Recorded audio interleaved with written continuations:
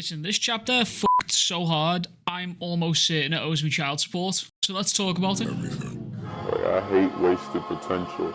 That shit crushes your spirit. It really does. It crushes your spirit.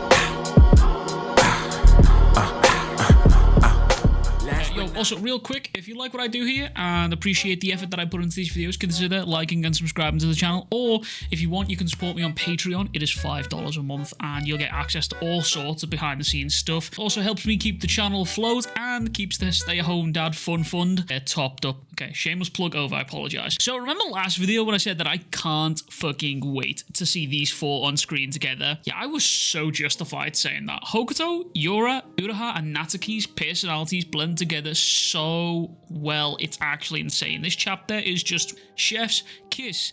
The one-sided hate boner that Natsuki has for Uraha here, and the lethal golden retriever energy that Uraha has in comparison to the nonchalance of Yura and this hyperactive border collie energy from Hokuto here is just, again, chef's kiss. Anyway, this chapter opens up with Natsuki and Uraha greeting each other and Hokuto questioning Yura on if he saved Uraha for him. Now, this statement is very, very interesting to me for a couple of reasons here, because Yura tells Hokuto that Uraha was, quote, just too strong. Now, I've already talked about this plenty of times, but Yura, as a fighter, has been kept relatively under wraps in the world of Kagurabachi here. He doesn't really care about getting his hands dirty, even fighting against Chihiro, who at the time was wielding, maybe it was a broken enchanted blade, but nonetheless, he still used his arm as a distraction to get close to Chihiro. He was willing to sacrifice his body to fight with Chihiro, and I think it's safe to say that Yura is hiding something, because later down the line, Uraha mentions how Yura handling Natsuki's attacks like they're nothing at all. There's a few more examples that I will talk about throughout this chapter where I'm just very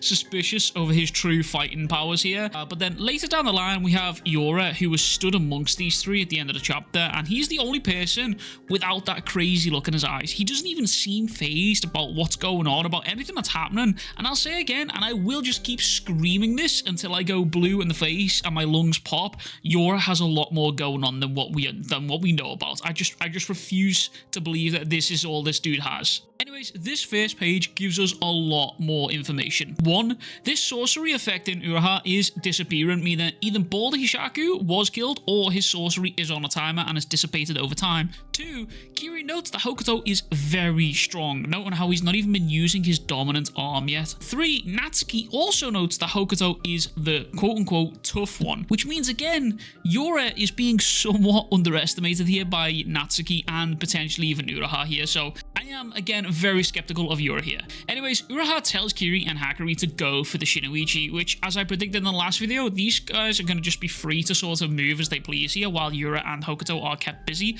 lest they do run into other members of the Hyaku here, but given that they are all run towards the Swordmaster, who knows? We do also get to see a bit of banter between Uraha and Natsuki, as Kiri calls them old dudes, and Uraha tells Natsuki, you know, she's talking about you here. I just love this banter. It's also worth reminding that these two are in like their late 30s, early 40s or something.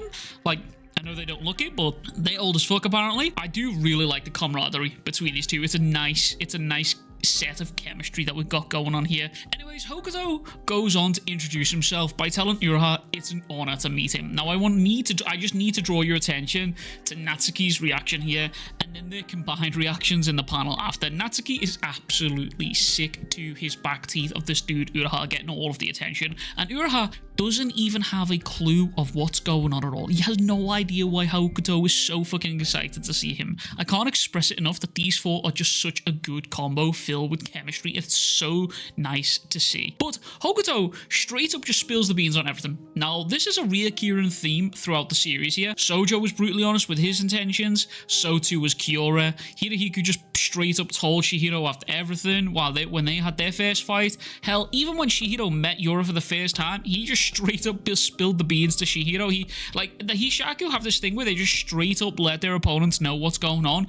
But I do think that is all a part of their game plan, this misdirect, if you will. Making it just, it's kind of disarming to see such a potentially crazy group, wild of violent individuals be so truthful with their missions and objectives, I guess. And I will will dive into that a little deeper in a second here, because Hokuto tells Uraha the following. I've long dreamed of fighting you with my whole body and spirit. I'm the one who killed Ibuki Misaka. My sorcery allows me to create armored dolls and operate them remotely. I'm also the one who killed Kunishige Rokihira. I pierced his heart with a katana. Now, before we go any further, I need to break those sentences down, because Hokuto straight up admitting that he is the one who killed Ibuki to Natsuki here is pretty much serving the same purpose as him telling Natsuki that he would tell him who did it in the last chapter. The purpose being, it'll rile up Natsuki to fight even harder now that he knows Hokuto is the killer. But I do also want to point out, when these little revelations are happening, Natsuki doesn't seem too phased, and Uraha also doesn't seem too phased. They're very cool cucumbers here. Next, he tells them about his sorcery, allowing him to control dolls remotely. But obviously, in the previous chapter, we saw him sort of mutate his armor to protect him from Natsuki's lightning strike here.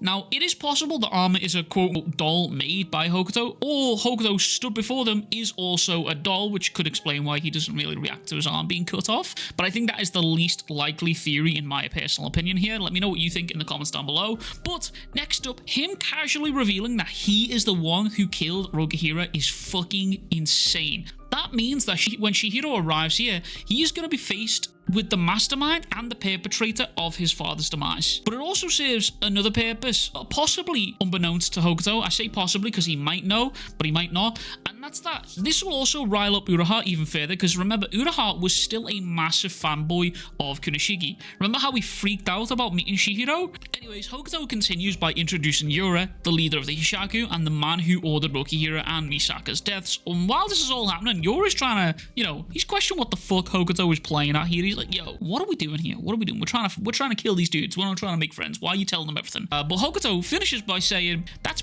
pretty much covers it. As for sorcery, let's say anything goes. Now, my interpretation of this at first was, this is Hokuto trying to set the ground rules for this fight. Basically, like, I don't care, we're fighting, use whatever sorcery you want as long as you're going all out, I guess. Either that, or he, given the context of the conversation, he could be talking about Yura. He could be. And what I mean here is that when Hokuto introduces himself, he does so, and then he explains his sorcery. And likewise, he does the exact same thing for Yura. He introduces Yura, and then explains, as for sorcery, anything goes. And we still don't have that sorcery reveal for Yura here, so I am very suspicious of the framing of this sentence here. So again, let me know what you think in the comments down below. But anyways, this is where the action truly kicks off, because Hokuto begins reaching for his sword, and Uraha is having none of that shit. None of that. He cuts his hand off with blistering speeds. Now, there are a few things that I need to talk about here. One, Uraha didn't use sorcery here. We can tell by his eyes. The markings haven't changed at all like they did when he fought against Yura. So this was just a regular purity slash that caught Hokuto off guard. Two, Hokuto didn't even look phased that his hand's now gone. Doesn't care. Just doesn't care. He's like, okay, whatever. Nothing. He's just smiling. He doesn't care. I mentioned how Uraha was just so strong. Just too strong. But now we see Hokuto being caught off guard by a regular EI white purity slash. And earlier, Yura blocked a buffed white purity slash. So I'll say it again. Yura's hiding some fucking shit from us. Anyways, Hokuto wastes no time using his other hand to draw his blade. And as he does this, Natsuki springs into action, bouncing off Uraha, as you can see the little jump markings here, spinning and then slicing at Hokuto and Yura, who both blocked, and then activating a sorcery and sending them both flying. Now, one thing I will say about this fight is the fights in general within Kagurabachi is they can get very brutal. At any given point, a character can lose an arm, fingers, have their eyes slashed, they can be cut in two, it doesn't really matter. But this chapter, I think in particular, is a perfect example of what it looks like when four swordmasters start competing without enchanted blades. It becomes a lot less of a spectacle of power and who's got the biggest attacks here, and more of a game of inches, and I fucking love it. The chapter reminded me heavily of Vagabond in that way. Like, every strike against each other can change the game. It's the game over screen if a bad one lands, or it can result in a very, very nasty injury. Anyways, Natsuki and Yura begin fighting as Yura tells Hokuto, yo, you really fucking riled these boys up, and to which Hokuto says, you're welcome. Now this dude is just simply an A1 fucking rage baiter, and personally, I love that. I love what Hokuto's about. I love that psychotic, I don't give a fuck, I'm fighting regardless type of energy from him. Anyways, Hokuto thinks to himself, Yoji Uraha, fighting prodigy. He attained the white purity style at the tender age of 16, so it is easy to imagine death in my future. And again, Hokuto's purpose is basically basically seeking to die by combat. A fight he can give his all to. He wants to die in that snowy field, basically. He wants to have that fucking solemn dude bleed out right now. Now, I mentioned earlier how fights like this become a game of inches, and these next few panels are the fucking perfect encapsulation of that. Uraha uses another slash against Hokuto, who steps back ever so slightly and who just grazes his nose, as you can see the blood right here, and then again in the next panel. However, this maneuver allows Hokuto to return fire, cutting off the fingers of Uraha on his left hand, as well as slashing his chest. However, Hokuto does mention that this cut was a bit shallow, but he did get his left hand in payback for his right hand, so an eye for an eye, if you will, or a hand for fingers, I guess. I don't really know where I'm going with this. Anyways, it's here Uraha realizes that he's not just dealing with the average goon. He's not just, this dude might be psychotic, but he's good, right? And he notes that Hokuto backstepped just a hair to evade the sword, and the precise moment that the blade misses, he moves in to counter, all with exquisite timing. His coordination and proprioception are exceptional. Now that is a fucking word I've never heard before. This was a new word the Hugzona just dropped on me, and I had to Google it. But it basically means the body's sixth sense, and not in a way of like finding ghosts or some shit. This is like, if you've ever done any sort of combat sports, or been in a fight, I guess, so many fights, you'll somewhat understand this. This is when you perfectly time a counter and your body just starts moving without thinking. It's just like an instinctual reflex that you just don't even know. It's essentially flow state, in my opinion. That's kind of the vibe that I'm getting from this here. Anyways, Uraha and Yura back off away from their opponents here and bump into each other, and immediately Yura turns to attack, with Uraha releasing himself from his cloak in order to dodge. Again,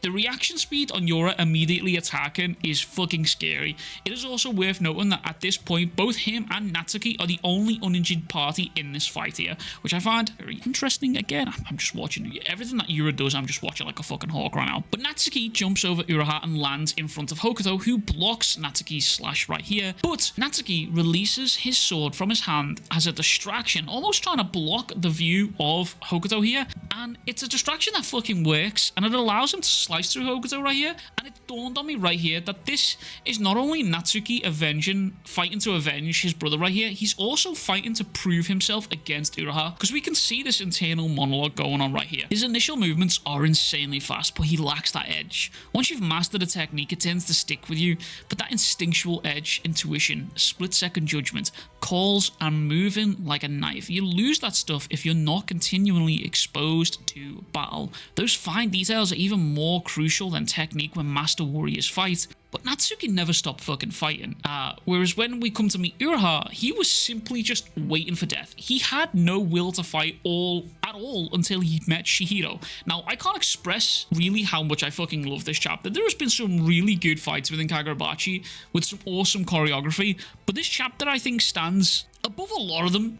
It has tension, stakes. It has something that I'm not sure I can quite put into words. There's just something about this and the way they're moving. It's just a chef's kiss. Anyways, Natsuki forces Hokuto off this balcony here, and Yura is wasting no time and decides to jump Natsuki with Hokuto. And it's ever so slight, and it is very cheeky, but you can actually see Natsuki has been slashed by Yura here. You can see Yura as he dives off the balcony, his sword is in this hand here on this side, and in the next panel it's crossed with some blood coming from Natsuki, and it's also dripping down his arm, and you can see the motion from Yura's blade right here. But it's here that Uraha locks the fuck in. This moment actually sort of reminded me quite heavily of Chihiro locking in and telling Cloud Guard, you know, die as mine by my side type of thing. That's the same sort of vibe that I got here. Quote, the former prodigy, his skills were honed in battle as he constantly evaded death. His sword's original purpose was the skill of living. Surrounded by master warriors at the brink of death, his instincts came flooding back. And we get this absolutely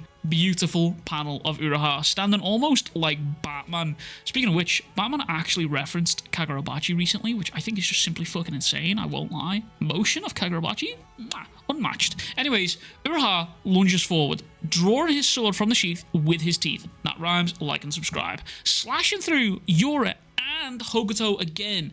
Now, there has to be something said about Uraha using his mouth in a similar fashion to Hirohiko when he fought against Chihiro. Considering that they've both wielded the Kamuri, it's very interesting parallel that they both have long hair that's in a man bun, and then they both chose to draw their sword with their teeth. Very interesting part. It probably means absolutely fucking nothing, but I just like that it's there. You can draw the parallels, whatever, I guess. But also, this artwork is just it's just fucking stunning. Like, seriously, I don't know how Hokuto does it. Almost every week he delivers insane panels like this. But speaking of which, also, if you've not already, I started a new series on the channel where I take on art challenges, and I had a Kagurabachi in my last video. So go check that out. Also, the Patreons are clued in to what art challenge video is coming next. So again, Patreon's there if you want to use that. Anyways, this chapter comes to a close with all 4 fighters facing off in this absolutely fucking beautiful panel again. Back to back. Double spreads is just simply, it's beautiful. It's just simply beautiful, with Uraha and Natsuki having this wildly intense look in their eyes. They look like they are on fucking meth right here. Hokuto is laughing while being covered in blood, and again, still missing an arm, and has that same fucking crazy look in his eyes. And then we cut over to Yura, who is looking suspiciously fucking calm. He doesn't seem bothered by this scenario one fucking bit. He doesn't care at all. But that is where the chapter ends. But I am excited to see what Hokuto cooks up for us here, as always. That is everything from me. Please be sure to like and subscribe. Check out the links in the description for more videos that you might like. Consider subscribing to the Patreon. Support the channel. And as always, I'll catch you guys all in the next one. Much fucking love. Big fucking kisses. Peace.